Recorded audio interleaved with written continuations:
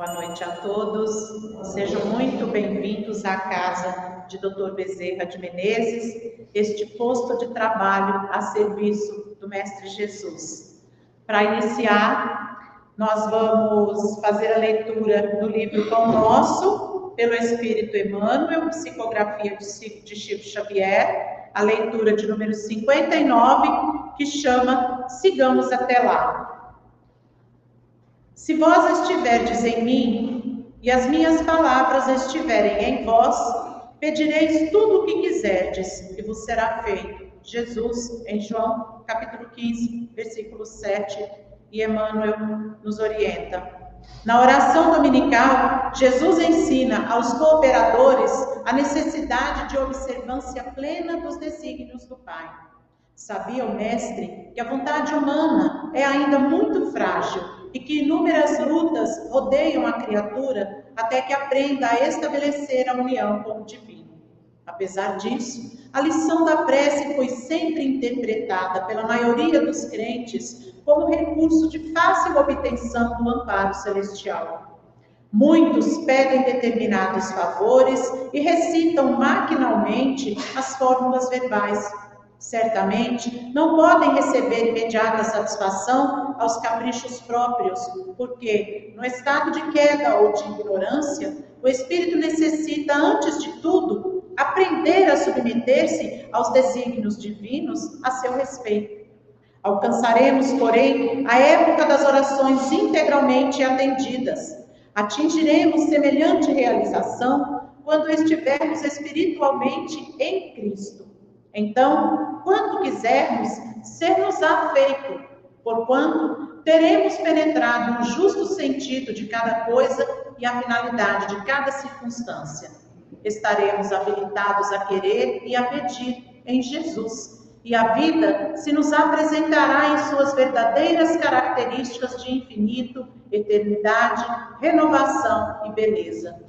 Na condição de encarnados ou desencarnados, ainda estamos caminhando para o Mestre, a fim de que possamos experimentar a união gloriosa com o seu amor. Até lá, trabalhemos e vigiemos para compreender a vontade divina. Então, vamos falar com Deus através das nossas preces. Amado Jesus, Senhor das nossas vidas, permita-nos nos dirigirmos à sua elevada presença, para podermos pedir-lhe, Jesus, que nos envolva nas suas vibrações amorosas, que nesse momento de estudo nós possamos desfrutar da presença dos benfeitores espirituais, que nós possamos estar amparados pela direção espiritual desta casa, pelos nossos tutores espirituais, a fim de que tenhamos condição de aprender as lições que nos serão passadas hoje e principalmente de vivenciarmos essas lições, que elas possam se integrar a nós e fazer parte das nossas ações, das nossas palavras e dos nossos pensamentos. Nós te rogamos, divino amigo, que envie os seus benfeitores bondosos a cada irmão cujo nome se encontra nos nossos livros de prece, para que todos eles, Senhor, possam ser amparados conforme a necessidade de cada um. Especialmente te rogamos para que envolva nossa irmã Andréia nas suas vibrações sublimes, a fim de que ela possa transmitir as lições que nos enriquecerão tanto nesta noite. Que o Senhor possa estar conosco e que nós nos mantenhamos sempre dignos da sua presença. Que assim seja, graças a Deus.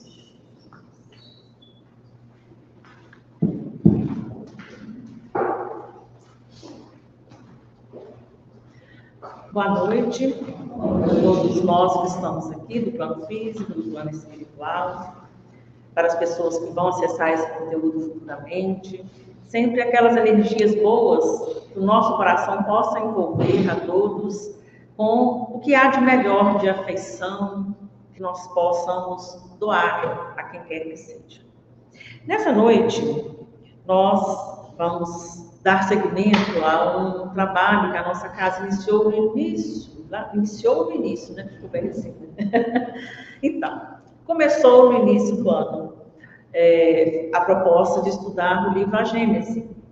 E nessa noite nós vamos trabalhar no capítulo 16, que traz um tema muito interessante para todas as pessoas, mas assim, vocês vão se recordar, né? As pessoas, nós todos vamos nos recordar daqueles momentos em quando nós estamos em algum ambiente, assim, com pessoas que às vezes não têm tantos conhecimentos ou não têm nenhum conhecimento de doutrina espírita, e quando você diz que você é espírita, as pessoas te fazem uma pergunta que daqui a pouco nós vamos saber qual é, né? Mas, assim, vamos lembrar que esse livro foi escrito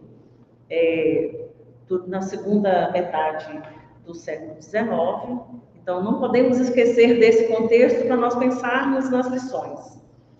Ele foi escrito em 1867, publicado em janeiro de 1868, e ele é como se fosse assim, aquele que conta uma grande história da humanidade. Percorre desde o início dos mundos, a criação dos espíritos, até que ele chega naquela parte das transformações que ocorrem nesse tempo aí que Kardec viveu. E a Gênese, então, ela é dividida em 3 partes. A primeira é a Gênese segundo o Espiritismo, a segunda parte, Milagres segundo o Espiritismo, e a terceira parte, que esse capítulo que nós vamos trabalhar hoje inicia essa terceira parte, é a última, já indo para o final da obra, que é as predições segundo o Espiritismo. Então, esse capítulo 16 trata-se disso. O nome dele se chama Teoria da Presciência. Essa palavra, que não é pouco usada, quer dizer presciência é conhecimento do futuro. É aquilo que as pessoas podem saber de algo que ainda não aconteceu, né? Então, essas predições, vamos dizer assim, que falam um pouco do nosso futuro, né? No futuro nosso, não particular, ou às vezes até particular, mas o futuro da humanidade, né?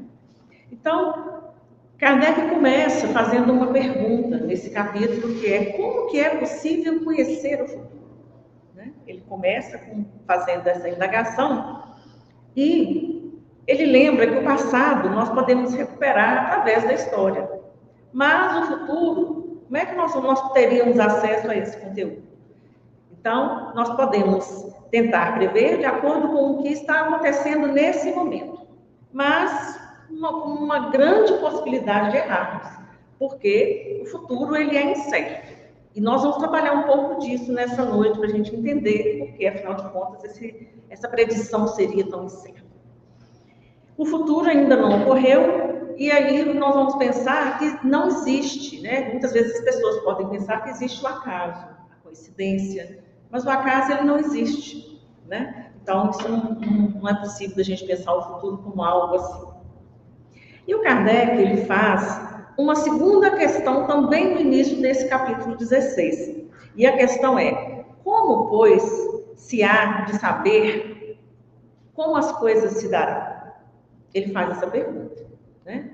E aí, ele diz o seguinte: são, no entanto, em grande número os casos de predições realizadas, donde forçosa se torna a conclusão de que ocorre aí um fenômeno para cuja explicação falta a chave, porquanto não há efeito sem causa. Então, para a gente ver que ele já trabalha aí num conceito que é importante para as próximas coisas que nós vamos pensar a respeito desse tema. Não há efeito sem causa. E aí nós vamos ver que por que as predições elas acontecem ou às vezes elas não acontecem, né? Então essa questão é uma possibilidade de falarmos no acaso, né? Mas ele diz, o próprio fato das predições não se produz com exclusão das leis naturais. O fato de que houver qualquer notícia do passado, do futuro, isso aí não exclui as leis naturais, que é o que rege várias coisas, como, por exemplo, o nosso poder de escolha, né? Que não vai, nada é imutável, o mundo ele é dinâmico, né? Então, nós vamos ver a respeito disso aqui no Evangelho, capítulo 2, no item 5, onde Kardec fala o ponto de vista. E é bem interessante porque é uma forma como ele vê da seguinte forma: a ideia clara e precisa que se faça da vida futura proporciona inabalável fé no porvir. Então, se nós temos certeza de que há um porvir, porque se nós acreditamos que existe uma vida depois que nós partimos do plano físico, e que essa vida pressupõe uma continuidade daquilo que realmente nós somos, a colheita dos nossos atos e todas as coisas que envolvem o nosso caminhar. Então, fé que acarreta enormes consequências sobre a moralização dos homens, porque muda completamente o ponto de vista sobre o qual encaram eles a vida terrena. Nós não podemos pensar, fica muito limitado nós pensarmos a nossa vida terrena sem pensar no porvir. E essa fé nesse porvir é que faz com que muitos movimentos aconteçam conosco. Para quem se coloca pelo pensamento na vida espiritual, que é indefinida, a vida corpórea se torna simples passagem, breve estada num país ingrato. Então, para a gente ver que é preciso que sim, a gente tenha um olhar no porvir.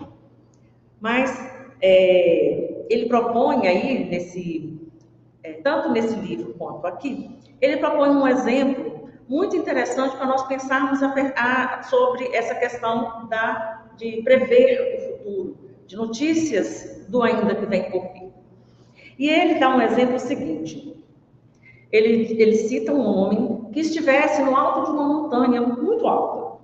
E aí, lá de cima, ele via todo o vale, toda a extensão de uma longa estrada.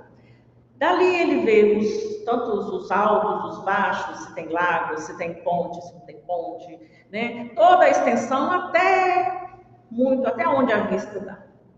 Um caminho bem longo. E aí ele compara com a visão de um viajante que pousa o pé na estrada, e naquela estrada, vamos dizer assim, desconhecida pela primeira vez, ele começa a seguir ali naquela estrada.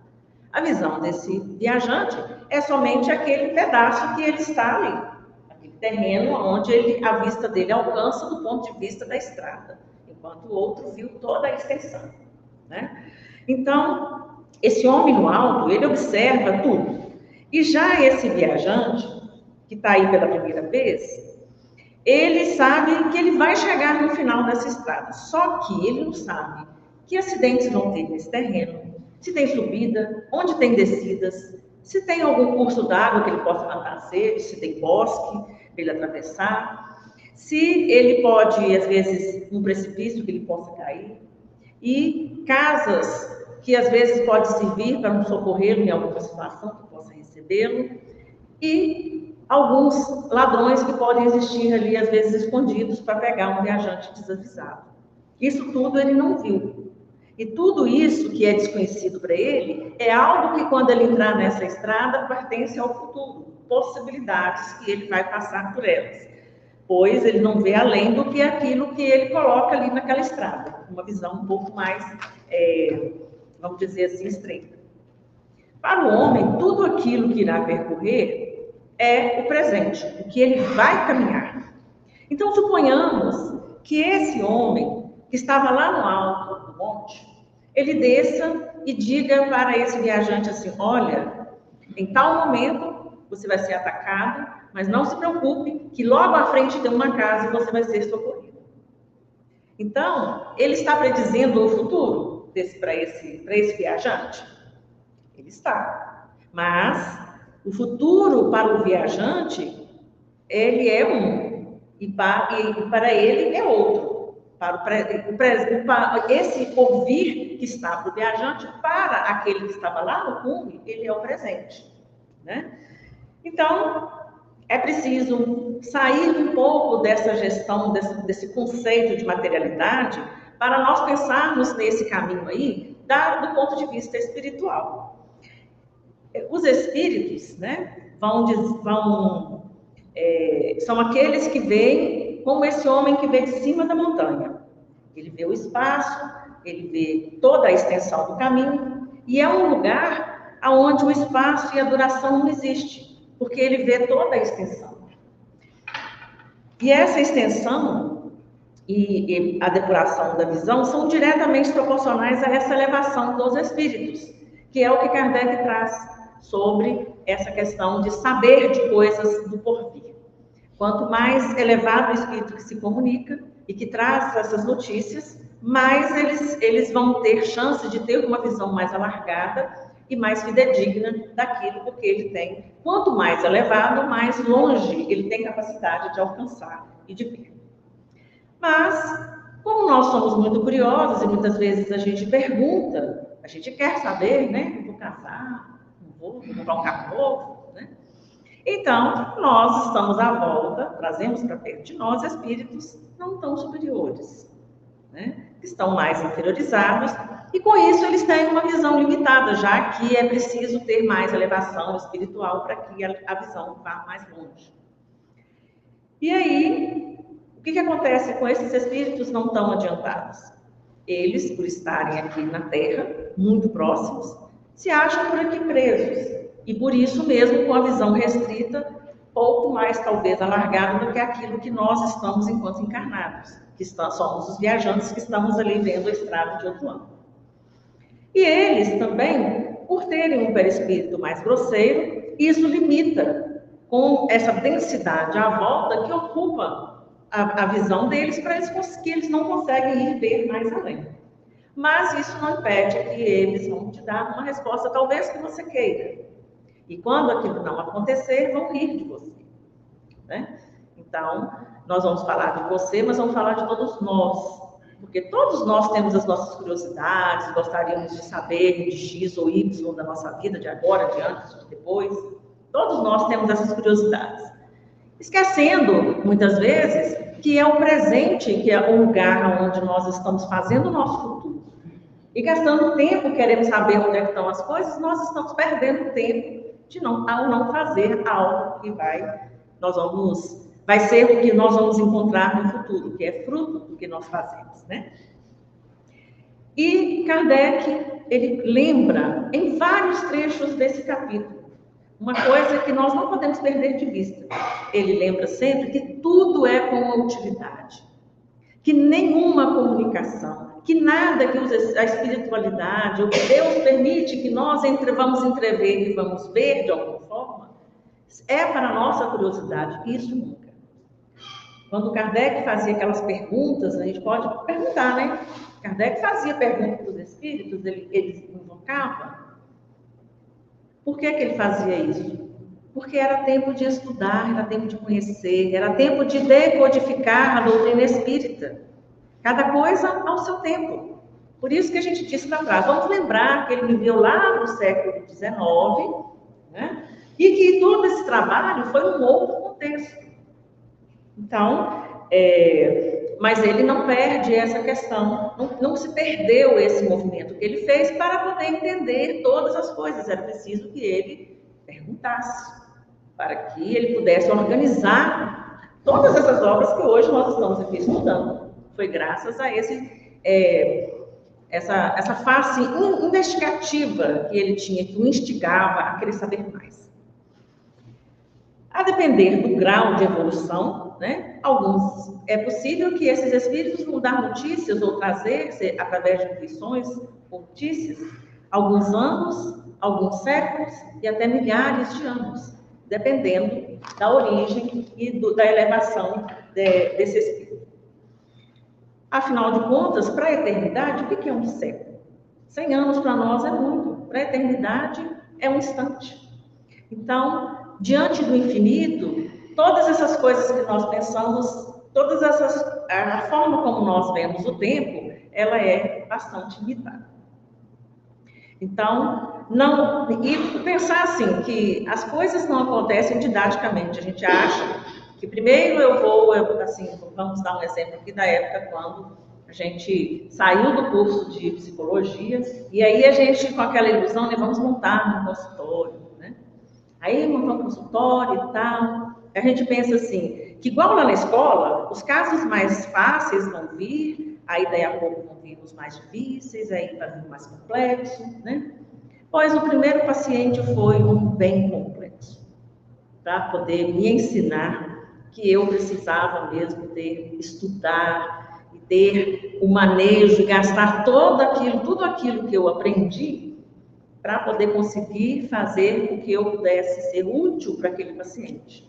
Isso, na verdade, nos ensina muitas coisas, porque as coisas não são didáticas também na vida, né? Como não é didático o funcionamento do nosso corpo, primeiro vem assim, depois acontece assado, não, o corpo é dinâmico, é um organismo em funcionamento constante, né?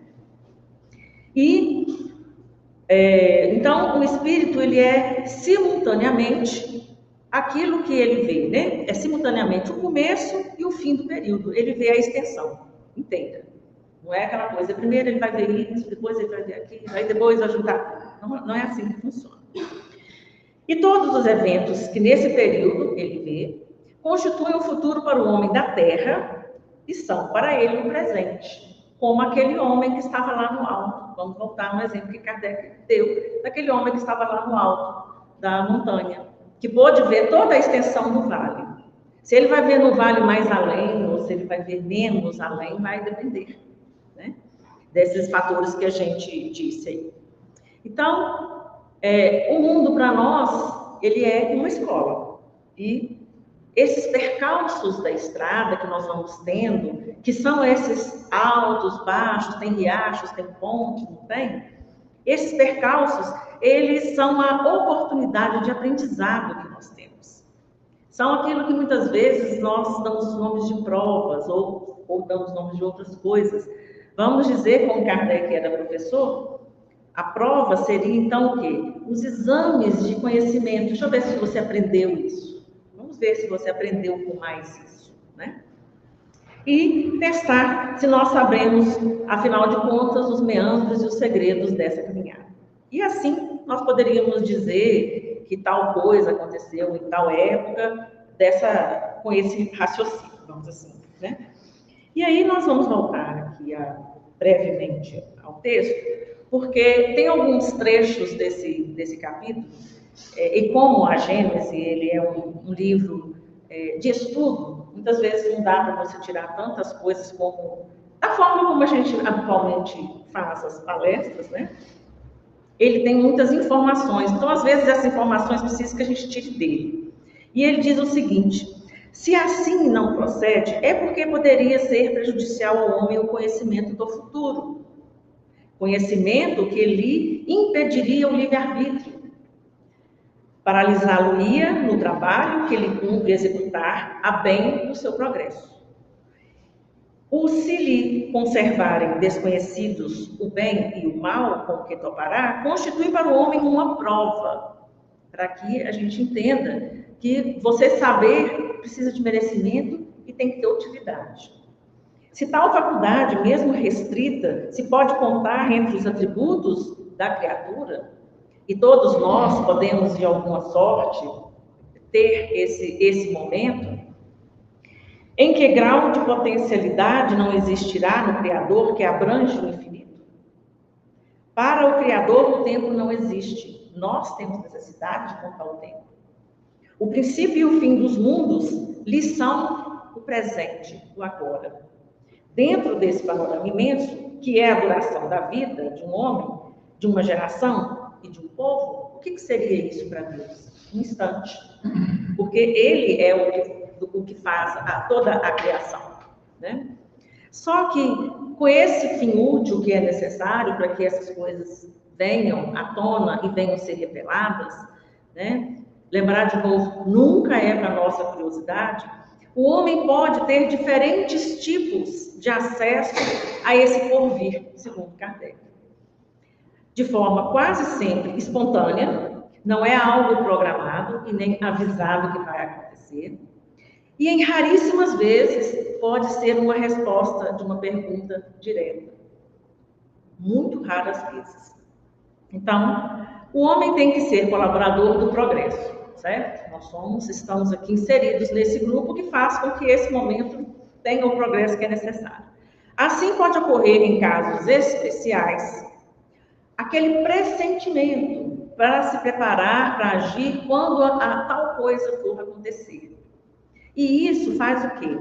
Que a intuição que nós, às vezes, vamos ter ela se faz necessária para um projeto, para uma progressão ou para algo maior, que já está ali programado e às vezes nós até assumimos esse compromisso antes de nós aqui virmos. E Kardec usa um termo muito interessante. Ele diz que Deus, às vezes, permite que se levante uma ponta de véu, porque nós fomos agraciados com o véu do esquecimento. Então, às vezes, ele permite essa pontinha, porque é necessário para que algo maior aconteça, em prol de um bem maior. E pode também acontecer, segundo Kardec, de que, para quem é necessário revelar algo que está indo oculto, recebe de maneira bem despercebida, por inspiração dos espíritos, e essa inspiração é uma revelação que transmite de forma automática, que a pessoa, né, que no caso o espírito vai reproduzir de forma automática, sem nem perceber o que ele está fazendo. Às vezes aquela coisa que você fala e você fala, o que foi que eu disse mesmo? Né? Então, essa inspiração, ele vem muitas vezes, até sem mesmo que possa perceber. E como que acontece isso? Né? No sono, o espírito nosso, a gente diz que pode se desprender, porque muitas vezes nós não colaboramos muito e ficamos ali mesmo. Né? Não estamos com vontade, ou fazemos coisas que não permitem que a gente se desprenda e vá fazer outros trabalhos ou outras coisas. Então, no sono, o espírito pode se desprender e alcançar um grau mais ou menos alto, com a visão que vai ficar mais alargada de um espírito livre. E é aí que, se ele for um espírito um pouquinho mais adiantado, ele vai ter, então, essa faculdade vai abranger por si mesmo um período que pode ser mais ou menos extenso, vendo como presente o que se relaciona a esse período. Pode conservar completa lembrança ao despertar. Mas, se forem necessários que os fatos sejam esquecidos, ele vai guardar somente uma vaga lembrança da intuição que ele recebeu. Isso tudo por quê? Porque tudo é visto de acordo com as circunstâncias. E tem fatores que envolvem a necessidade ou não dessa informação mais clara ou só como intuição. E vai depender daquele que está envolvido nessa intuição, nesse que recebe. Certas ocasiões, essas faculdades se manifestam de uma forma até muito providencial, próximo a um grande perigo, grandes calamidades. E aí Kardec denomina como homens de gênio e cita Cristóvão Colombo, que ele caminhou para a sua jornada, né, com uma meta, certo de que lá ele ia chegar, partindo de tal ponto, seguindo tal caminho e chegando onde ele chegou. Ele já tinha essa certeza.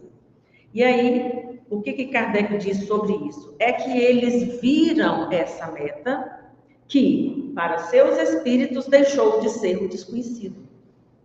Ele teve esse contato dessa informação. E ele afirmava, com certeza, Colombo, de que o trajeto, que a Terra estava em tal lugar, e ele sabia o caminho que ia chegar lá e que ele ia chegar lá.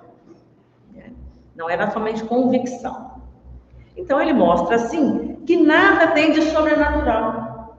Esse dom de prever, esse dom da predição, nada tem de sobrenatural. E ele diz o seguinte sobre isso: ele se funda nas propriedades da alma e na lei das relações do mundo visível com o mundo invisível, que o Espiritismo veio dar a conhecer. Então, é algo que se descortinou com a informação, o processo como isso ocorre através do aparecimento, do surgimento e da decodificação das obras espíritas, da forma como nós temos conhecimento.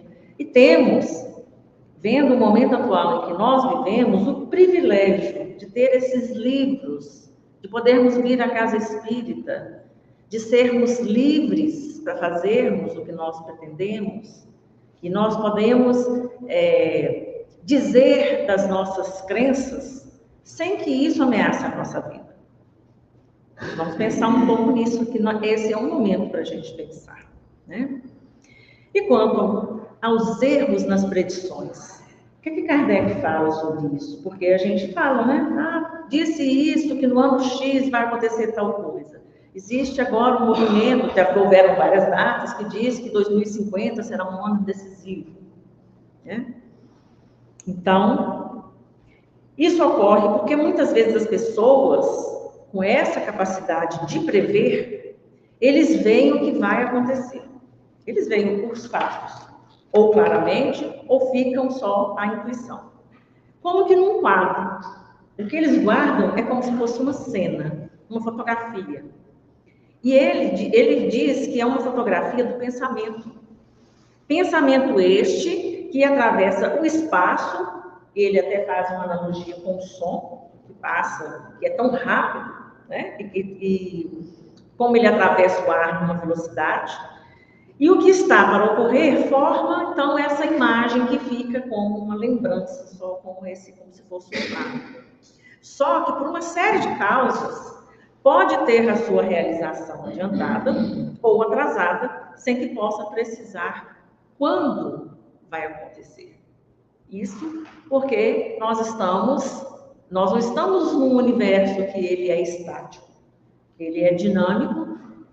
Embora a gente saiba que Deus tudo pode, ele não derroga as suas leis. E uma delas se chama livre-arbítrio. Que nós fazemos as nossas escolhas.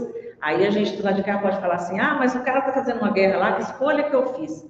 Não fale do que você não sabe. Porque a gente não sabe porque a gente não lembra os compromissos que nós fizemos quando aqui viemos. Quando nós pedimos, não. Quando nós imploramos para vir, essa oportunidade ímpar que nós estamos tendo nessa encarnação. Então, e assim pode ocorrer, então, essa imagem, essa previsão, e isso nem mesmo acontecer. Não só acontecer atrasado ou adiantado. Pode ser que nem aconteça. Para compreender o sentido espiritual, então, da vidência, falta-nos um sentido que não é nenhum dos que nós temos. E como ele dá um exemplo, o cego, que para perceber, por exemplo, as cores ou os efeitos das luzes, ele precisaria de ter um outro sentido, que é esse sentido que nós não temos, para poder abarcar aquilo que não é palpável. Não só conseguimos, por meio de comparações do que conhecemos, que é o mundo material, nós fazemos esse tipo de comparação. Aí eu acho que isso deve ser um cheiro parecido com couve. A gente faz as analogias de acordo com o que a gente conhece do mundo material. Nós damos uma ideia, assim, de uma forma imperfeita, quando nós fazemos as nossas comparações, tentando traduzir, às vezes, algum fato ou alguma predição. A vidência, então, é uma faculdade que depende do grau de desmaterialização espiritual. Não só dos que aqui estão, mas também dos espíritos que se comunicam. Isso não quer dizer que ele está se comunicando, que ele tenha necessariamente de ser elevadíssimo. Então, ele vai ter essa visão mais alargada e vai dar as notícias necessárias, maiores ou menores, de acordo com esse grau de desmaterialização. E Kardec diz o seguinte, que esse grau de desmaterialização, quer isso dizer que a espiritualização, ela produz um efeito que se pode comparar, se bem que muito imperfeitamente, ao da visão de conjunto que tem o homem colocado sobre a montanha. É um exemplo que ele usou, mas ele diz que, por si só, dá para a gente dar uma noção, mas é um exemplo ainda imperfeito. Essa comparação objetivava simplesmente mostrar que acontecimentos pertencentes ainda, para uns, ao futuro, estão para outros no presente, e podem, assim, ser preditos, o que não implica que o efeito se produza de igual maneira. E isso, ele completa dizendo o seguinte, nós devemos ponderar que essa percepção, ela não se limita no que diz respeito somente à extensão. Ela abrange a penetração, a profundidade das coisas, dos conhecimentos, dos fatos. E a encarnação amortece, essa desmaterialização, sem, contudo, anular completamente, porque a alma não fica encerrada no corpo como uma caixa. E ela vai ter o seu momento de alargamento, que é esse momento, muitas vezes, que a gente fala que é do sono, mas tem outros momentos, que às vezes num transe mediúnico é possível que essas coisas aconteçam sem que necessariamente seja no sono físico. Tá? E aí, ele continua reafirmando, então, isso, que o espírito encarnado não só percebe, como ele lembra do que viu, como um quadro na sua mente. Ele vê, não tão preciso, como através de um véu, como se ele tivesse, é muito parecido com, vamos dizer assim, o problema que eu tenho no olho esquerdo, que você faz assim, e aí a gente vê só aquela, como se fosse uma nuvem à frente, mas você vê as coisas, só não vê com precisão. E aí, como através desse véu, mostrando que não é uma visão exterior, porque a gente pensa que isso vem de fora, mas que está nele. Por isso, tanto faz se a pessoa, ou quem quer que seja, esteja no escuro, tanto faz. Porque o que acontece é dentro da mente dele, e que fica lá guardado a impressão. Porque a comunicação é perispírito com perispírito. Independe do mundo exterior, quando se faz necessário esse tipo de comunicação. E por estar na mente, não necessariamente vai estar no homem inteligente os conhecimentos espirituais e vice-versa. Porque está na mente, isso não quer dizer que um homem sem instrução não vai ter acesso a muitas coisas e muitos conhecimentos necessários que vêm, possivelmente, do plano espiritual, mas às vezes são lembranças de momentos que ele viveu em existência passada ou anteriores, e que fica, por exemplo, uma língua que a pessoa lembra e não sabe por que lembra, né? Então tem todas essas coisas. Mas também um homem muito inteligente aqui na Terra não quer dizer que ele vai ter qualquer dessas prerrogativas aqui espirituais, porque a inteligência dele não é o suficiente. É a elevação moral, a elevação espiritual, a desmaterialização, essa falta de necessidade dessa questão material que nós temos ainda. Muitas vezes tem como essa lembrança dessas outras experiências. E quanto ao futuro do Espiritismo, o que é que nós podemos dizer? Os espíritos são unânimes ao dizer que este triunfará, apesar dos obstáculos. E Kardec diz o seguinte: árvore que cresce e alonga cada dia mais suas raízes. É como ele diz do Espiritismo. É uma árvore que vai crescendo de acordo com sua divulgação, e o alcance dessa árvore vai sendo cada vez maior. E ele triunfará por quê? Porque independe dos homens, né? Porque o Espiritismo existe com os homens, sem os homens e apesar dos homens. E nós precisamos de entender um pouco isso para a gente não ficar muito presunçoso e achar que nós vamos fazer aí, nós estamos fazendo grande coisa, grandes feitos, e trabalharmos um pouco a nossa humildade diante da nossa ignorância. Dos efeitos das previsões, então, em nossas vidas, tudo é consequência de cada um age. Cada um é agente do seu próprio futuro, segundo Allan Kardec. Ele diz assim: futuro que jamais se encontra sujeito a uma cega fatalidade. Porque se pensasse em fatalidade, não haveria livre-arbítrio, não haveria mudanças, possibilidades de escolha. Conhecendo-se o caráter de um indivíduo, facilmente se lhe pode predizer a sorte que o espera no caminho por onde acha-se enveredado. Porque nós que estamos aqui no plano físico, quando vamos educar os nossos filhos, tem um ditado que é difícil uma mãe que não disse: diga com quem tu andas e eu direi quem tu és. Não ande com maus elementos, não ande com, seja o nome que cada um dentro da sua faixa cultural vai dizer, de pessoas que às vezes não têm a conduta que você pensa que é desejável e que é salutar, uma amizade salutar para o seu filho ou sua filha. Então, também aqui ele mostra para nós que o nosso caminhar, essa estrada onde vai levar, e os caminhos que nós vamos percorrer, depende de nós. Depende do nosso, de como que é que nós vamos caminhar. Que estrada nós estamos caminhando e de que jeito nós estamos caminhando. Né? E nós vamos pegar só mais um trecho aqui de Kardec, que ele diz o seguinte: pode, portanto, ser certo o resultado final de um acontecimento por se achar este nos desígnios de Deus. Porque para Deus, ele resolveu e é assim que irá acontecer. Está nas possibilidades dos espíritos prevenir-nos do conjunto, se convier, que sejamos avisados. Mas para determinarem um lugar, uma data, fora mister conhecessem previamente a decisão que tomará este ou aquele indivíduo.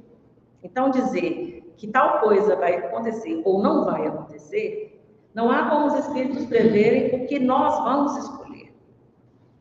Qual atitude nós vamos escolher? Então, ele diz assim: é assim, por exemplo, que pelo conjunto das circunstâncias podem os espíritos prever uma guerra, se acha mais ou menos próxima, que é inevitável, sem contudo poderem predizer o dia em que começará, nem os incidentes pormenorizados que possam ser modificados pela vontade dos homens. Porque se algum líder, por algum motivo, enternece lá o seu coração e diz que ele não vai mais seguir com aquela guerra, essa predição pode ser mudada. Embora não somos muito previsíveis ainda, né?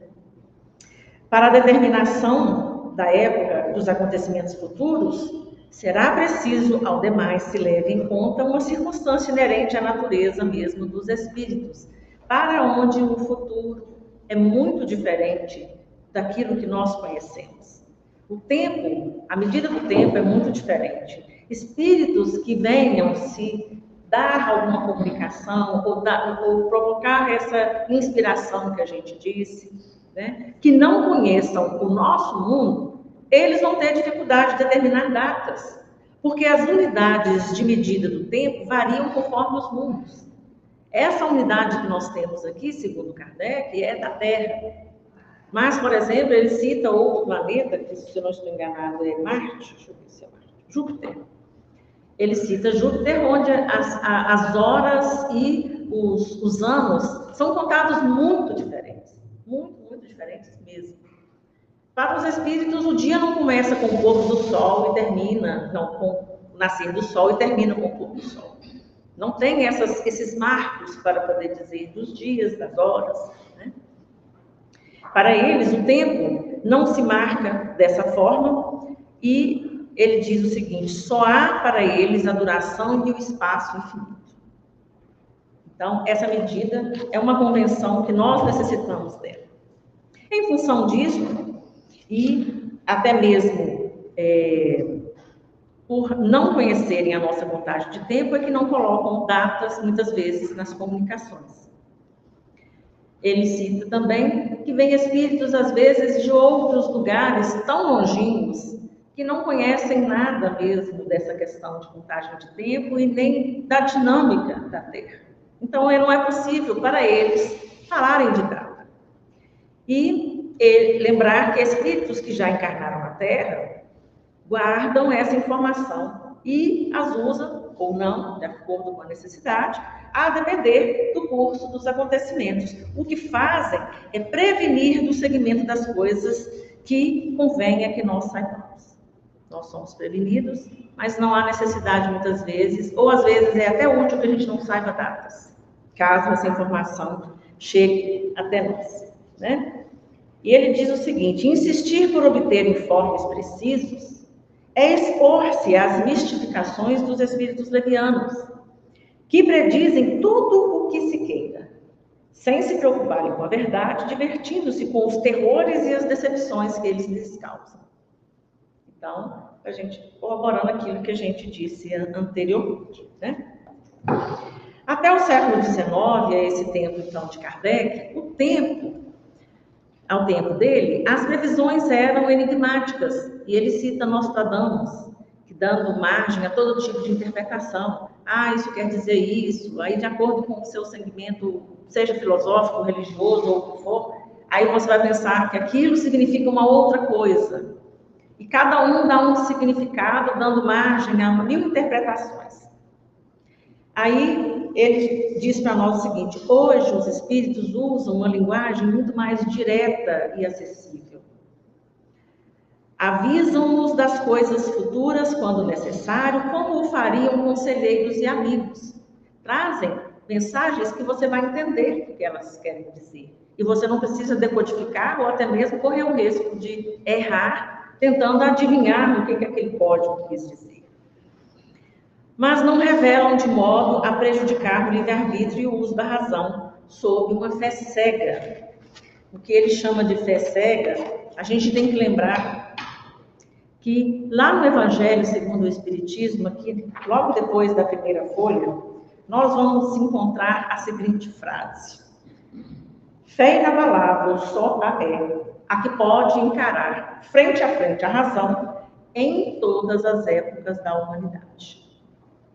Aí isso faz nos lembrar de uma vez em que Chico perguntou para Emmanuel como que ele ia saber, logo no início, né? Como que ele ia saber que era Emmanuel mesmo que estava dizendo, trazendo aquelas mensagens ou aquelas páginas.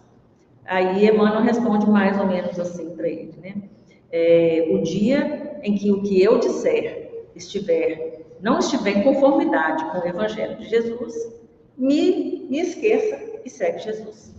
Então, esse é o parâmetro para que nós não fiquemos nessa fé cega. A fé raciocinada significa que nós precisamos de entender que essas épocas da humanidade é inclusive essa de agora, que nós estamos vivendo. E é essa humanidade que nós precisamos. Nós precisamos, sim, da razão. Mas nós precisamos de acionar essa humanidade em nós. E essa humanidade em nós é Deus em nós. E o que importa, as datas das coisas essenciais, se essas coisas essenciais nós não buscamos. O que importa se alguém vai trazer uma informação do meu passado, ou quem eu fui, ou se alguém foi alguma coisa, se eu estou gastando um tempo com isso e não estou preocupado com a humanidade, que nós estamos distantes dela, né? Isso sem querer criticar, porque muitas vezes as informações da espiritualidade, como a gente disse várias vezes aqui, ela vem com o intuito de nos ensinar alguma coisa, ser útil de alguma forma. Então, às vezes, saber do histórico de alguns é interessante, é histórico, faz com que a gente construa aí vamos dizer assim, um fio de tempo. Mas para nós, todos nós não temos tanta necessidade disso, senão a gente teria essa informação. Não precisaríamos pedir, porque Deus é misericordioso e dá essas informações, né? Sabe antes de nós. Então, a razão nós precisamos sim. Precisamos no mundo, lidar com as coisas do mundo, lidar com as nossas diferenças, lidar com tudo o que há. Mas nós precisamos acionar essa humanidade dentro de nós. Porque essa parte é onde Deus reside. Queremos dar conta do mundo quando nem nos conhecemos. Nós queremos essas notícias de lá de fora quando dentro nós não damos muita importância de trabalhar, ou de conhecer, ou de querer saber por que você tem tal conflito, por que você tem dificuldade com X pessoas, são só exemplos, tá? Ou porque tal coisa assim aconteceu. Eu costumo dizer que quando você tem uma determinada coisa que se repete na sua vida, é a hora da gente perguntar: o que Deus está querendo me dizer que eu ainda não aprendi? Então, é isso que nós precisamos de fazer. Entender essa parte. E aí, é dentro de nós, é lá dentro onde nós vamos nos conhecer, que vive Jesus. Esse Jesus vivo, ele não está lá na cruz, aquilo lá é só uma representação. Nós precisamos trazer para nós o Cristo vivo, parar de querer. Nós temos uma tendência à morbidade. Notícias ruins nos atraem, coisas desse tipo realmente fazem com que a gente pense muitas coisas. Mas vamos tentar sermos mais úteis. Como, por exemplo, agora nós estamos vivendo um momento muito sério da humanidade. guerras, tantas dissensões, conflitos morais e espirituais acontecendo de toda ordem, e a gente sabe disso, né? E aí, se cada um de nós aqui fizer um momento de vibração e ajudar a espiritualidade nesse trabalho de socorrer-nos, a todos nós aqui na Terra, que nós estamos a caminho com aquelas mesmas pessoas que estão lá em outros países sofrendo todas aquelas atrocidades, nós estamos no mesmo barco. Estamos no mesmo momento evolutivo, estamos encarnados no mesmo momento. Então, vamos tirar um tempo nosso e pensar em Jesus e pensar nessas pessoas e pedir um socorro para eles. Porque a espiritualidade trabalha com o que nós oferecemos. E está carente. Nossos pensamentos, as coisas estão carentes dessa nossa energia, desse nosso pensamento mais elevado, das nossas preces sinceras, aquelas que nós falamos assim brevemente, obrigado, Senhor. Ela emana uma luz. Olha, ajude fulano, Senhor. Amém. Que assim seja, da forma como a pessoa quiser, né? Então vamos usar esse instrumento com toda a humanidade que nós temos, deixar que isso coloque no mundo a nossa possibilidade de ajudar de cá. Eu não posso ir lá ajudar aquele irmão que está lá do outro lado do mundo sofrendo, mas eu posso orar por ele.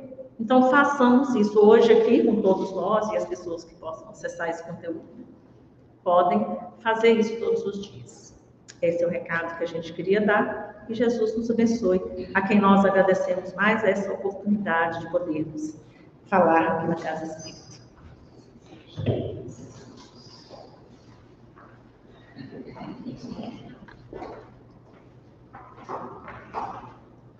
Nós agradecemos a Andréia pela fala, lembrando, tá, gente, porque essa homenagem que a gente está fazendo, né, pelo aniversário da Gênesis, é uma proposta de uma pincelada em cada capítulo, porque quando a gente pega o livro para estudar, a gente percebe quão grandiosa é a obra e quanto que ela é enriquecedora, que nós espíritas, às vezes, nos prendemos mais ao Evangelho, ao Livro dos Espíritos, e achamos essas obras um pouco mais difíceis, então a gente estuda elas com menos frequência. Então, é uma obra que realmente vale a pena ser estudada, porque essa nossa proposta é uma pincelada para nós conhecermos melhor, né, as obras básicas.